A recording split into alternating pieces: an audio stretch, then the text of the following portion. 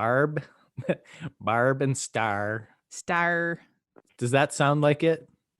Sort of. Close. Barb. Barb. I'm better when I can like, the only way I can ever do an impression is if I do an impression of someone doing an impression. Barb. And just like hear it. Barb. Barb and Star. Hi, Star. It's me, Barb. Okay, can you do the intro like that? Yeah. This is heavy friending. I'm friending you so hard. An alliance slowly forming like a boner in my heart. So if you wanna fucking friend me, better give me all you got. No, I don't take this lightly, cause it's heavy. Heavy friending. There is an eagle flying. Hi, this is Barb and Star, and we're going to Vista Del Mar. Del Mar. Oh, isn't that sweet? I'd like a nice hot dog. Yeah, see, nice. Then it's different. the Chicago thing, That's right? That's different, yeah. Anyway, welcome to the show. My name is Joe Barr. Low. and I'm Laura Lee Bishop. Okay. And I'm Laura Lee. I don't know how to do it. I'm not even going to fucking try. No, and it's offensive when you do it because I'm from the Midwest. That's I'm true. allowed to. That's my people. I get to make fun of these people. I still will make fun of them. Y'all are easy targets. See, that's you saying y'all. I would never say that, and I would never make fun of that. Good. You can't make fun of Texans. That's dangerous. Yeah. Tell me about how big things are around here. Anyway, welcome to the show. This is Austin's go-to podcast, the #1 friendship-based podcast, bigger than the Joe Rogan Experience. Definitely. Joe Rogan, fuck it's not you, even an screw experience. you. It's like a fucking shitty nightmare. That's what it should be called. Do you think Joe Rogan got access to Barb and Star? Doubtful. He's not Don't funny. think Why so. would they send a comedy to him? Yeah. And do you think Kristen Wiig is a Joe Rogan fan? Doubtful. Doubtful. Loser. Doubtful. I don't know. Guys, this is a weird time in all of our lives. It and is. We're not going to speak of any of this, but just know that there's weird things going on. There's weird things going on, yeah. And it's sort of, it really set the table, I think, perfectly for seeing this movie, Barb and Star go to Vista Del Mar. And the other weird part of this episode, we have from the place that I work called theCHIVE. What? It's not weird. Well, I'm getting to the weird part of this, which is the person, because she's dressed like the woman on the banana stickers. Okay. I don't know if you can say that either. I can say, well, we'll see Canceled. if she approves of this, but her name, well, I won't say her name. I'll end with her name. She's my boss at thechive.com. She's dressed like a banana woman. And here she is. She's chugging something in a can. Taylor Wood. Hello, Taylor, and welcome. Hello. It's an honor to be here. And I guess you could call me a bit of a Chiquita banana, although I don't know. Is Chiquita banana canceled yet? Yeah, I don't know. I think this podcast is canceled. Oh, that's interesting. That's what I was trying to say. Yeah. I don't know if you can call people a Chiquita banana. Well, I didn't say Chiquita, but yeah, I just but said you she's were a banana calling woman. her a Chiquita banana. You just even know the name, which is kind of also worse because you were calling her banana woman. Her actual name. Well, no, I mean, I was thinking of the specific actress, but I forgot her name. Who like did something. I don't know. Okay, well maybe it's even worse. Better. Okay, maybe. Banana woman. Okay. Taylor, this is so nice. Thank you for being on my podcast. You're my boss during the day hours, and now I'm the boss. Well, I don't like how you said podcast. I don't. So it's thank you for being on our podcast. The point is I'm the boss. It seems like you here. didn't learn anything from the film we watched. Well, we'll get to that. But Taylor, how does it feel for this old student becoming the master? Are you okay? I thought we were going to be a team like Barb and Star are a team, but I guess not. So I'll remember that come tomorrow morning when my power takes back over. When you get spankings, you dirty boy. Okay, don't say that to my boss. Please. You said you were the master. Taylor, things I know about you are you have, see, you and Laura, I think, have probably more in common than I do. And I'll list through things and you can, if this makes sense. Vagina. So you guys, well, all right. Yeah. We'll start Okay. with anatomy. Facts. Facts. You guys also have the full hair of anyone I know. The what? Sorry, my internet. It was like Colorful hair. Oh, okay, yeah. I haven't dyed Yes? mine. Yes, I have purple hair usually. And Taylor's got a looking- fresh, Pink Fresh right now. pink, loving it. yeah, she's Fresh fresh. pink. It's hard in and the pandemic. yeah, tell me about it, guys. My grays are coming in. Yeah.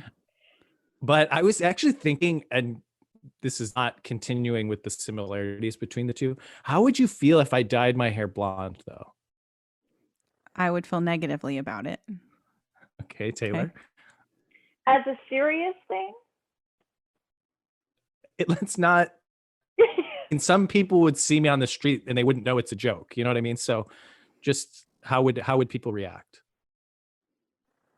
It would look very different, Joe. And Joe's frozen, and I think it's your internet now, Joe, because yours is always the one fucking up, I think. But his hands are I frozen. know he's like frozen in a really nice way, though. You know, it's like Yeah. happy expression. You actually look very handsome right now. I'm going to tell him a lot of compliments that he can't hear. Joe, you look super not gross right now. And Look at those teeth. look, they're very white. I love it. Yeah. All right, he's back. There he is. There's that. Guys, internet. face. You know, we are doing this at a socially distant, safe way, and that's going to happen. Yeah, that's just part of COVID, you know? You got to get ready to be frozen and be frozen upon. Perfect. And then the one, I'll just finish my thought like nothing Okay. happened. Cool. I think that the other thing you guys have in common is I think you guys actually have fans who actually like you guys. Yeah. My mom Thanks. got My sister. dog is a big fan. Yeah. My dog. Don't. Great. I bring up the one thing. There was one code word we said not to say. One thing, Taylor. Oh, It's my okay. heart. I'm just so gonna sorry. tell It the goes out listeners. to you. I'm gonna go ahead and just say it now. Okay. Just say it. My dog Ruger passed away, and oh my god, I can't say it. Never mind. I'm sorry. Okay. Okay. Let me It's okay. say, you can check her Instagram. You can read all about it. Extra. It was very sad. That sounded But- patronizing, but okay. Extra. It was real sad. Boo-hoo, crying a river. Anyway, about this fucking movie. I was trying to keep things going, because our good friends Joe at is not- Lionsgate, they don't want us talking about this. Here's the deal. This podcast, we do talk about serious things and our emotions, and that's part of friendship, and I will talk about this when I'm able to talk about it without like being hysterical. So Yeah, it's very Yeah. fresh. yeah. it's And really here's the fresh. thing about Joe is Joe is not bonded to animals like other people are. No. It's very apparent by every interaction I've seen. So it's different. Yeah. It's different for people that really care. So heart goes out to you. Thank you so You're much. a badass for doing this. Thank Oh. you. It's tough, man. You love them. Love your babies, especially when you have Yeah. kids and you're like in your 30s and it's like, that's my child, it's my child. So I get all that maternal stuff out with these dogs and, no mother should bury a child. Anyway, go ahead. Back to this comedy, Lionsgate, our friends, right? Oh, gosh. Thank you, Lionsgate. That's friendship, though. Okay, this movie this movie's about friendship. At the heart of Okay. it, it's about friendship. Okay, and friendship is like they say in the movie. It's being there for someone, you crying with them when they're sad, laughing with them when they're happy, celebrating their successes, being there when they fail. All those things. That's friendship. So we can't. It's not always laughing, And No. and Barb and Star found that out, at the beach together. Thank you. They sure did. Thank you, Lionsgate. I hope you liked how Laura brought it back to your Mhm. product, your film, Yes. we hope that the box office numbers are through the roof. So is this going to be in theaters? Like No, actual it's theaters? Okay. it's going to be streaming. Okay. And Where I is don't it want going to to be say anything. I don't want to speak ill of it, but it feels like a streaming movie. I just think I it feels wholeheartedly agree. it feels like a direct to Netflix sort of Netflix original sort of vibe to me. I do think, I mean, we're getting into it, I guess, but I do think if I would have paid to see it in a theater, yeah, I might have been a little disappointed. Yeah. But I do think it is a beautiful thing to watch. So maybe you would like some of the details and the colors if it was on a big screen. Yeah, so when I watched it, I was doing like dishes and like cleaning and stuff like that. So it was fine. And there's certain movies I'm fine with when there's something else happening while they're on. I think if I were sitting there and sort of like hostage in a movie theater seat, I would have had a more negative reaction to the film. Okay, You know? Taylor, That's you're actually nodding. a great point. That's a great point because I was cooking while I was watching this There you go. film. And it's one you don't have to constantly have your attention on. And I completely agree with you. If it was forced attention onto the screen, maybe it would have been a little less enjoyable. Mm-hmm. Now, I watched 100% focus. I put on a virtual reality helmet. And it was like I was in Vista Del Mar. Right. And I looked to my left and there was Barb. And I looked to my right and there was Star. Mm-hmm. And I took this very seriously because I think the people at Lionsgate would expect us to take this very seriously, not be, dilly-dallying around the house, doing other things. I like to focus on the task at hand. Mm-hmm. Therefore, if Lionsgate wants to sponsor this podcast, I will give them my undivided attention on the next Lionsgate film, if you want to call it. I think it's unlikely based on your opening remarks. Could you imagine Heavy Friending sponsored by Lionsgate? It's so weird. Oh man. And we start the show every time just reading what's coming out from Lionsgate that month. Oh, guys, we're open to it. Yeah. Here's what I'll say though. Before I even watched this movie, I had seen the trailer and I had seen social media campaigns and stuff for this. And I was super excited because, first of all, I feel like they don't make movies like this anymore. And you guys will say, "Oh, there's no, good that reason." was no. That was one of the things that I was going to say is I liked that aspect of it, that it was like a movie maybe from the early 2000s, sort of situation. That I love the silliness of those movies. But they also have to be like really funny. I don't know if this one necessarily like hit the mark on that, but yeah, I like that feeling of it. Yeah, so I was super excited by the marketing and the visuals and their voices, and obviously, like, I also don't think we've seen, and correct me if I'm wrong, I don't think we've seen Kristen Wiig in a leading role where she is a full-on comedy character. I feel like when she's full-on comedy character, she's a side role, but I don't think she's, Bridesmaids, she was kind of like, a normal woman kind of, so good. like that movie's so good. And Anchorman, she's a funny, kind of quirky side character. She's been like quirky side characters, but I was just excited to see Kristen Wiig for a full movie like this. And do you think that maybe there's a reason for that after watching this movie? There's a reason that she's not the main central quirky character and that she's a side character. I don't know, because I really liked her in the movie. I liked her character. I don't think my problems with the movie were based on but maybe Barb or Star. I liked think the whole Barb thing and is Star. like a quirky character is just hard sometimes to carry a whole movie. It's just, it felt to me like a bit that went on too long. Like it was to me very funny when they were sitting on the couch at the beginning and they're just chatting. I liked that. I'm like, this is good. But in the back of my mind, I thought this feels like it needs to end in about 10 minutes because the bit, you know what I mean? And it happens a lot, I think, with like, this felt like an SNL character that was created that then they made a movie around. And that happens a lot with those SNL characters where you're like, okay, I liked it for 5 minutes. I don't know if I can do it for, an hour and 45. Okay. I think I felt that way, especially at the couch scene as well. It was overwhelming to me, their accents, the look of them. But as it progressed, it felt more natural. because I was immersed in it. I was really noticing all of the details, and it wasn't so much of like a shock to the system as the opening was. See, I mean, I do agree with you guys that I don't think it's like the best executed movie, but my biggest problem was actually what's his name? His character was Edgar. Jamie Dornan. The hot guy? Yeah. The hot guy. The hot guy from 50 Shades. Yes. So here's my problem. Grey. I never saw 50 Shades either. And it was because I was protesting the casting of the other one. Dakota? Oh, Dakota Fanning. Woof. You don't like? Put it out. I said it. You can quote me on it. I said woof. No, not in that role. I liked her in the remake of the Dario Argento movie Suspiria. She was great in that.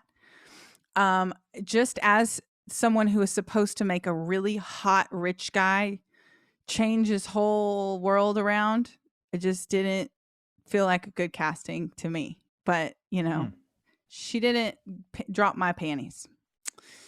So interesting. I like her a lot. Well, Taylor, how do you feel about Dakota Johnson? Also the nepotism. I actually really liked her. It's the nepotism for me. But I really liked her in the role because it was very much like a Twilight Edward Bella situation where Edward is this hot stud, and then Bella is this very normal, kind of average looking girl, and that's the kind of allure. So I feel like they were kind of going with that same thing. And I'm pretty sure, I could be wrong, but I think 50 Shades originally was a Twilight fan fiction that evolved. Oh, jeez. Wow. So I think they were looking for someone that was a little more girl next door, innocent. But they used to do that with like, like from She's All That. What was? Yep. With the girl who was actually really hot though, and they made her look like a girl next door. But really, she's really hot. And even Kristen Stewart's beautiful. I'm sorry. This is turning really, really mean because I'm just basically saying that Dakota is busted. But you know what? She's so lucky that she even got to be in movies because her parents are famous and she's blessed and highly favored. So she's fine. You're busted, but you're so lucky. Don't worry about it. Anyway. She's great. Moving on. So my point was that in the movie that we did watch is that this guy. So here's the thing. When I said him, you guys both were like, oh, the hot guy. Yeah, right? So hot. And we all agree he's a hot guy. Yeah, so here's the problem. Don't give the hot guy funny stuff to do in the movie. He's not funny guy. He's not funny. Here we go. The nerd's mad because the hot guy had some funny. No, he tale as old as time. He didn't do them justice. If you put Andy Samberg in that role, give him the funny lines, make it funny, and he could be sexy, and it would be funny, sexy. This guy's hot. He's not funny. Don't give him funny stuff. Yeah, but you need to think about who the audience is for this movie. Okay, who you think is going to go? Comedy goers. No, comedy goers. It's going to be actually a lot of women. Funny. It's going to be a lot of women comedy people because of y'all's fucking dumbasses who don't support women in comedy and think women aren't funny, and it's a whole fucking thing. Y'all's dumbass. I was excited about Kristen Wiig. You're a fucking diamond in the rough, Joe, and I've told you that a million times, but dudes suck. He really is. Yeah, and they're shitty, and they're not good. I promise you, the same dudes that like Andy Samberg are not going to go see this movie. A lot of them aren't. So they're putting a little something in there for the people like us, okay? Which again, I don't have a problem with having eye candy in the movie. He's not funny. He didn't do anything funny in the movie, but they tried to let him do funny things. They gave him a song. That's another thing. Let's talk about that. Don't do any of that. Just make him sexy. I'm fine with him being sexy. But they've been doing that in movies for a long time. Remember? Well, never mind. I was going to talk about Master of Disguise, but I don't think anyone was. Oh my God. LOL. I'm sorry. I love that movie. See, to me, that's a movie that's To me, that's a movie that's so stupid in the way in which this movie is stupid. But to me, it just does it better. I don't know why, but I love that movie. I think it's great. This movie, I get what it was doing. It was being quirky, but I think it wasn't like, maybe it wasn't quirky enough at times. Like it didn't fully commit to the silliness of it. So then when the silly shit happened, you were kind of like, whoa, wait, like the musical numbers and whatnot. They just were so sporadic that I don't know. It just took me out of things. I will say, and because you didn't watch 50 Shades of Grey, you don't know this, but Jamie Dornan has a musical number in 50 Shades of Grey, and it shocks you and takes you by surprise. And it's arguably one of the worst parts of the film because it makes singing, and he's playing the piano, and I think it's "Baby I'm Amazed." It's like "Baby I'm Amazed" by the way, and it stops your libido in its tracks. Yeah, it's not good. He's not a bad singer. But it was not right for the movie. So was he singing in this movie? Does anyone know? Because whoever was singing had a great voice. That was him singing? It's definitely him. Panty dropper, y'all. Panty dropper alert. Also play piano. I need a button that I press when it's a panty dropper and it goes whoop, whoop, whoop. It's a panty dropper alert. He can do a lot of things. One thing we know he can't do is comedy. So just let him be hot and maybe he can sing a little song or something. But like, he was not funny at all. But it's kind of like, imagine it makes me think of the Austin Powers movies where they put like someone they always put a hot person with the person. Then they're not funny, but it's fine. But they try to be funny, but it's not funny. But it's funny. It's fine because the other people are so funny. It makes it fine. And Master Disguise, they had a hot chick with him, with Dana Carvey.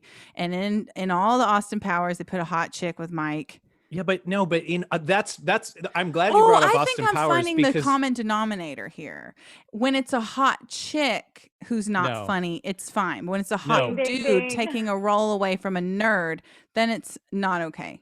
No, I said I'm totally fine with him being hot and being in the movie. Just let his character be like Elizabeth Hurley in Austin Powers. She was basically the straight man. She didn't have hilarious songs and funny bits to do. She was like the straight man. She said, "Austin, chill the hell out. You're not in that time period anymore." So I'm glad you brought that up. Hurley. Austin. Yeah, it's kind of Austin. Deep. Yeah. You're being not groovy, okay, but they didn't give her like funny stuff to do. So I think that's the perfect example. He should have been like Elizabeth Hurley and just been hot and the straight man. And I think he wasn't that funny though. I mean, he had exactly. He was pretty straight most of the time. I think the only thing he did was have a song and then like say he really. No, I guess it was really funny that a hot guy would want to fuck a young, older woman. I guess that's the funny part. He's actually, I think they're about the same age. I think they're 10 years apart. I looked it up. I looked it up because I was like, they could date in real life. They should date in real life. I was like having this fantasy in my head of them falling in love on the set. And I just really like Kristen Wiig. I'm a big fan of hers. I do too. So it's not like I'm not hating or anything. I think she's really funny. I think she's a funny person. She's brilliant. She writes great comedy. I just think this movie almost at times felt like it could have been like a weird series, like when they redid with the high school in the past, and then they made it a series. Wet Hot American Summer. Like it could have, if they made it a little quirkier and did like a series with it, like Wet Hot American Summer or something. I don't know. It just didn't feel like something I wanted to sit through for like 2 hours. Maybe 30 minutes. I mean, Grace and Frankie did that. Yeah, like something like that, like a quirky Grace and Frankie. That would have been good. Yeah. I mean, that's definitely a criticism I had where I do think it was inconsistent. And I think it's basically what you're saying, where it's like, if you're going to lean into the crazy, like talking animals and some of these weirder, like, just breaking into musical numbers, like give me more musical numbers, make it a full on musical, like what are we, I do think it has this identity crisis where it is. And I do think, it fits in with this Jamie Dornan thing. Like you got to pick a lane. Is he sexy? Is he funny? Yes, if he's funny, have a cute comedian do it. If he's sexy, have the sexy guy do it. And did you audition for this role and be honest? Because when I applied, they said I wasn't sexy enough and wasn't funny. You're like, enough. how sexy do you have to be? Like the guy from 50 Shades of Grey? And they went, Then they all Oh. started Oh. writing. They started writing stuff down immediately. Crazy. I do have a very like interesting comment I heard today about Joe at work that ties in so much to what you said, Laura, about how Joe is a diamond in the rough when it comes to men, because someone was like, at least you have Joe on your team and he's a man, but he's not a man. And I was like, I knew exactly what she meant in that moment. And it's just such a perfectly like wonderful description of you, Joe. He's the kind of Not a guy toxic that is man. honorable. You, first of all, you love women, and not because what I'm saying is you don't love women any less than men, and you're cool. You're the kind of guy that can stay the night at my house and my husband has no problem with it whatsoever. Like, that's a good dude. Like, you're trustworthy. You're just a great dude. And for the listener, my dog died, and So Joe true. sent me a present to my house, and it was really sweet and it made me cry. Okay. Well, that's why I can be meaner today, is because Yeah. I was nice yesterday. Yeah, I didn't cry today at all. So I think you cried earlier in this podcast. Lionsgate.com like for usual. all the new releases. Check them out. Lionsgate.com. Yes. So, I mean, let's give a rough summary here. All right. we definitely let you know how we feel about the movie, which is, where is it I mean- streaming? Because I'd like to tell the listener that. oh, it's pretty much streaming everywhere. You know, Vudu, Voodoo. Amazon, YouTube, Amazon. pretty much anywhere where you could rent like new releases. I'm sure it's on like Apple. It's stuff. also I streaming don't if you have email Apple. heavyfriending@gmail.com. Send us a $10 Venmo, and we'll send you the screener. Yeah, if you want to watch the are they going to screener. charge 20? Okay, yeah, let's just charge 30. We'll split it 3 ways. Okay, that works. Yeah, for sure. But you'll get You to guys watch are it with not gonna like the price for what you're gonna get. I'm just gonna tell you right now, it's not fair. Yeah, actually, we should give it better ratings if we want people to pay That's for true. It it. was great. Talk about Jamie Dornan's musical number again. Jen. Oh my gosh, Jamie Dornan. You Okay, think but he's I'm hot? gonna say this. I thought he had a singer singing for him, for real, because his No. voice was really nice. Now I'm gonna probably beat off to that later. Oh my. I think he was in fact a singer before he was an actor. I The think if you look it up, streamer- and he's Wow. The thing said not to watch it more than once, but I'm just gonna I loop mean- that little section a few times. What's it, like a couple minutes? Probably need about 10? All right. Few oh no, not 10, less than that. Well, it depends on how many times you're trying to go around the merry-go-round, all right? You know what I'm saying? So this is what the My mom and sister listen IMDb to this podcast, by the way. yes. Hi fam. This is what their IMDb summarizes. This is how they summarize the movie. Lifelong friends Barb and Star embark on the adventure of a lifetime when they decide to leave their small Midwestern town for the first time ever. That makes me And hate them. They go to Vista Del Mar. Why is it the first time ever? You know? But do you know how many people that's true for? Oh, I don't know many people like that, I do. but it's shocking. It's crazy. My mom, this is like so random. My mom was getting her glasses like fixed one time, like fitted to her face. And I was sitting in the thing with her, sitting next to her. And the lady's like fixing her glasses. And she asked like where I was from. And I said, Austin. And she was like, oh my God, it must be so fun. I mean, this is in a town, it's like a 4-hour drive from Austin, right? She's never left.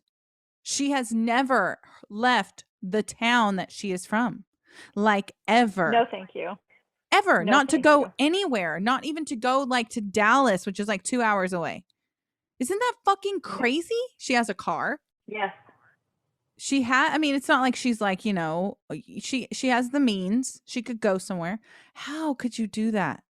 And she was probably like 40, and had never left this small town ever.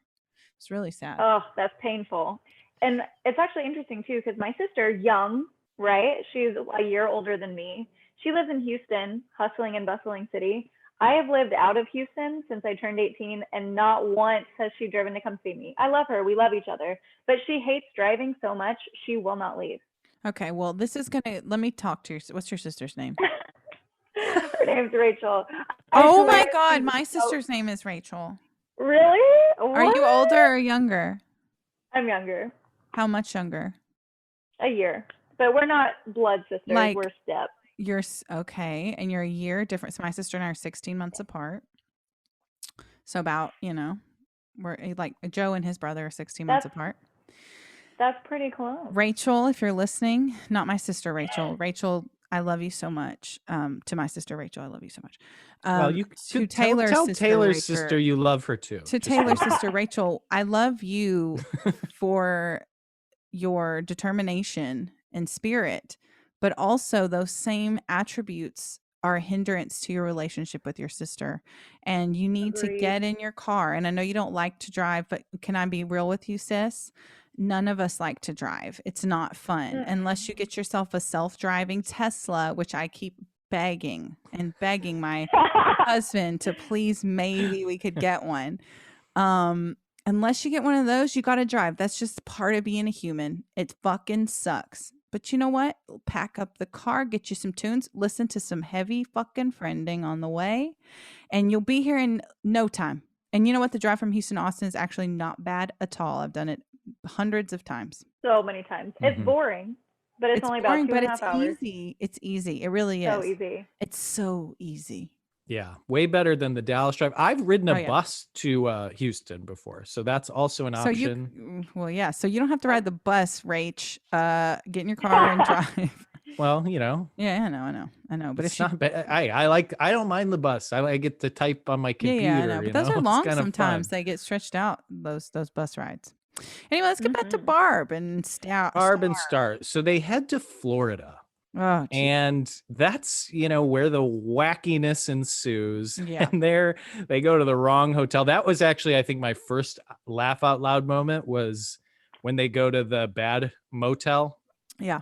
And the check-in, like that scene did make me And laugh. that guy is in so much, I was thinking there were multiple actors in this movie that are like character actors that are in so many things, and you know them and you see them and they got a great career, but you could never like know their name in a million years. That's the kind of career you want, Yeah, because wasn't he in 40-Year-Old Virgin? Been in everything. And so had like the guy that played like the scientist at the very beginning. Yes. And I was like, that guy's been everywhere. There were just a bunch of people like that throughout the course of the movie. And I love that when, those guys that they like work their asses off. They're like, people who cast them know they're going to show up on time, do their job, and nail it. And nail it. Yeah. Yeah. That was a funny scene. I want to talk to you guys too. Because Taylor, you texted me about this. About the first scene where you were like, that was like kind of insane. I was not prepared for that, to be honest. So I watched a few interviews with the two main characters. I saw clips, and then I noticed in the clips they had edited out some parts that would give away how completely out of left field the first intro was. And I'm glad Laura mentioned it earlier, but it really reminded me of those like cutaway scenes in Austin Powers where you're like, how is this possibly the same movie? This can't be. It can't be the same movie. This looks like they're in space, not Florida. What am I watching? But once it tied it back all in, I was like, okay. I was like, I know this is going somewhere, but I could not figure it out for the life of me. I actually really liked those. I wish there was more of the art of those characters. I thought they were funny. I think that character, the villain of the film, was really funny and like odd and interesting to watch. And I wanted to watch more of her. Yes, I wanted to see more, but maybe it's hard to tell if you like them a lot because they use them sparingly. But I loved the little kid who starts the movie on the bicycle. Like, I think that maybe they could have brought them to Florida and had them doing something behind the scenes here and there, like following them here and there. Yes. There wasn't enough of them, I think. It's weird because I watched the movie yesterday, and it's like when I think back of it, I'm like, what's like memorable to me, like what really stands out to me, and like so much of it sort of blends in for me as just sort of like almost like filler. I mean, I laughed quite a few times, I think, but I don't feel like there's anything that memorable other than another scene that I just thought, but again, it like didn't really fit in the movie at all. But it was the scene with, I mean, this is not exactly a spoiler, but Morgan, is it Morgan Freeman or Morgan Freeman? Freeman, right? With a D. A D. That, I thought that was so funny. That could have gone on for 20 minutes in my mind. I just cracked up. I did too. I really did think though that something was going to happen to that animal. I thought he was going to be stepped on, and I thought I was just waiting for that. I thought that would be so brilliant. It's like I'm going back A into the seagull sea. takes him. Yeah, something, anything else, but what actually happened because he had set it up for so long. Mm-hmm. Mm-hmm. Yeah, there were definitely some things that like they set a seed early and then it actually paid off. You know, there was like, and then there were other things where you're like, oh, maybe that'll come back. And there wasn't really always like a tie-in. But again, I think that's kind of, I'm not mad at that. Like I'm fine because I think then the ones that did come back were more of a surprise. I didn't laugh out loud at all in the movie. I did laugh out loud at the one, but also I'm not in a laughing place. So that, to be fair to the film, if we want to call it that, I'm still not, I just want to call it a long skit. But the thing that did make me laugh out loud was when, and I'm not going to say what it was, but there are 3 people sandwiched on top of each other. And there was just a pillow sitting on the person on top's butt. And it made me think, who put that pillow there? It had to have been the person on top. And they had to have taken their hands behind them and rested a pillow on their butt. And I thought that was funny. I don't know why. Interesting. That part did make me laugh. That little detail.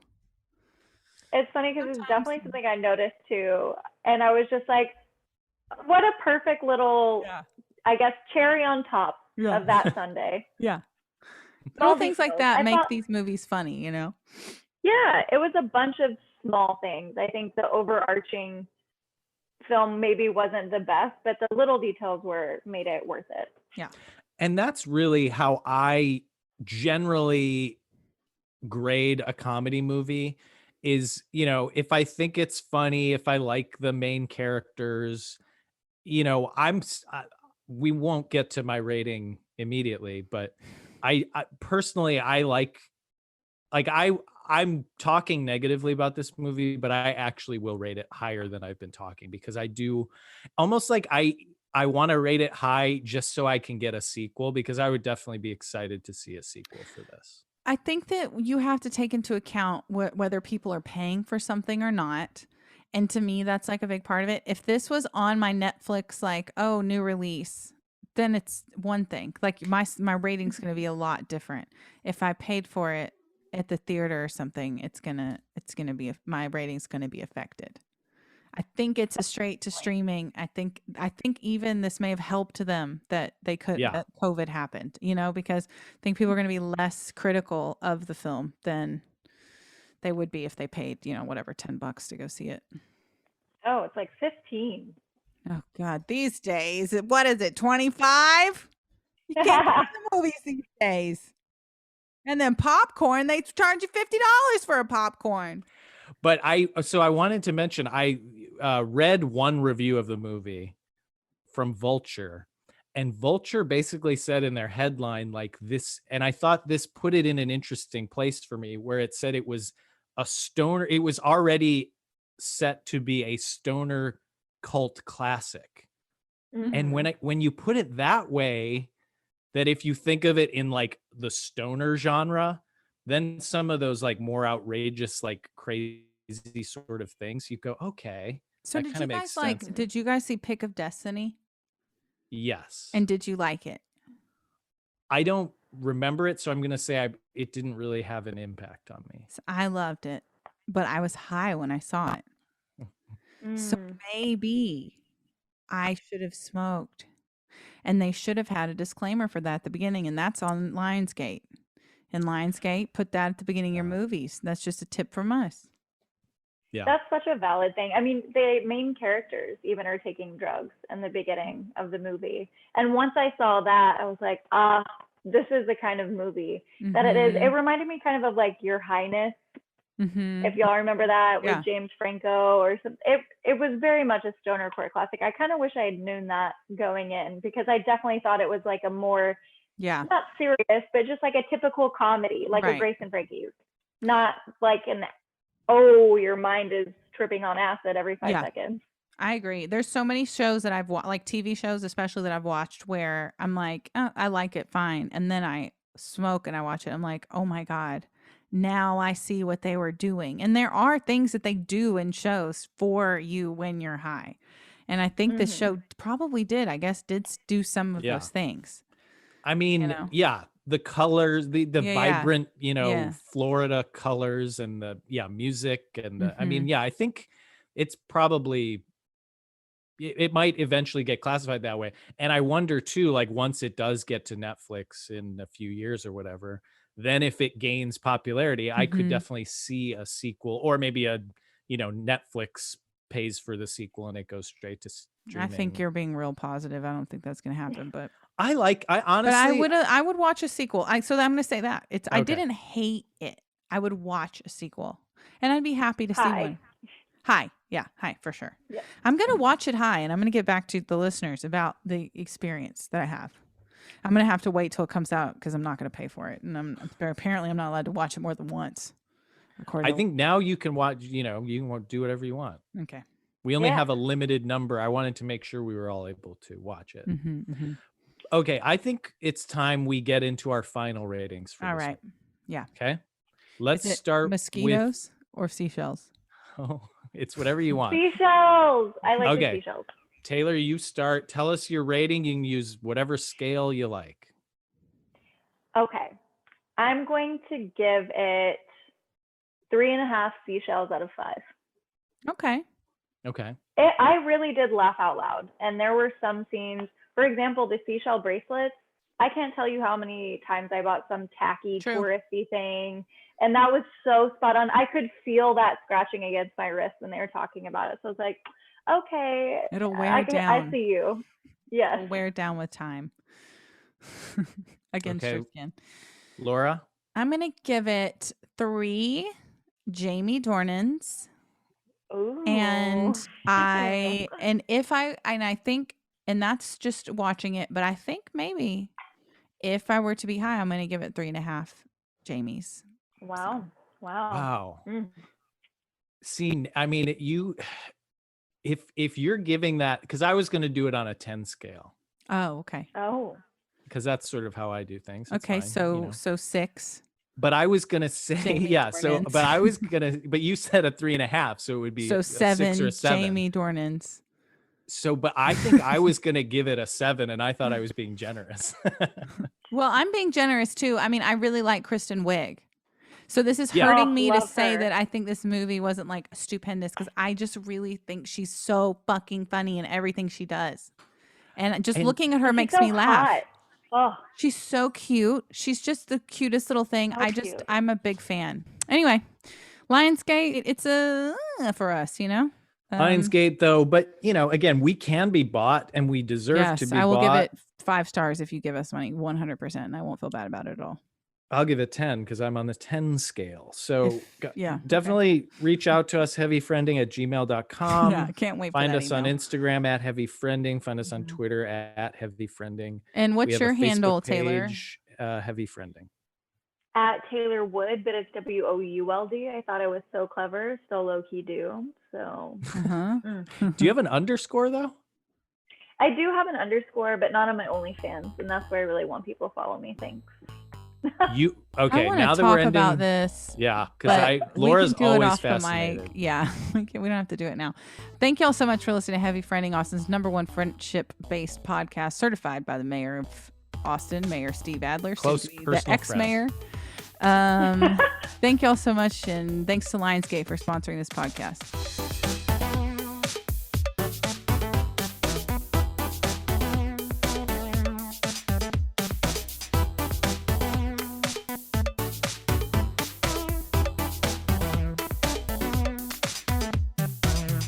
And you can send a check to us, or just become a patron.